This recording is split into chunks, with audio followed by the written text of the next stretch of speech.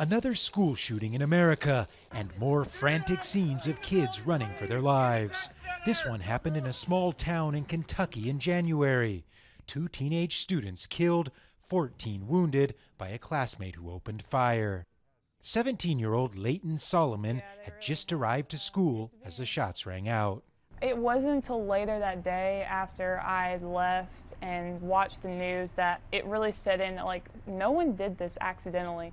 Someone really brought a gun to school and shot his classmates. Like, someone really did this, and they meant to do this, and they meant to hurt people. Despite it being the first fatal school shooting in America this year, it garnered very little media attention. Most people outside Kentucky never even heard about it. Oh my God! That wasn't the case a couple weeks later when another school shooting, this time in Parkland, Florida, garnered worldwide attention, fueled by shocking images posted by students. 17 people were killed there. Not all school shootings and even mass shootings more broadly receive the same attention. We know that there are certain factors from the research that show that some of these cases are perceived to be more newsworthy than others and have a little bit more staying power over other events that are quite similar.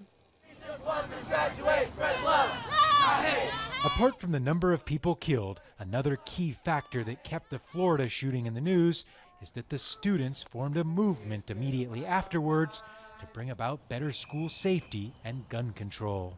That movement has gone national and in turn come back here to Kentucky, where a feeling of being forgotten has been transformed into empowerment in demonstrations like this.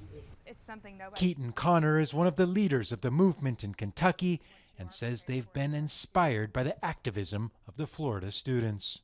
There is no way that we can ensure that this never happens again. You know, there will always be evil in this world, but we can make sure that it's going to be as hard as possible.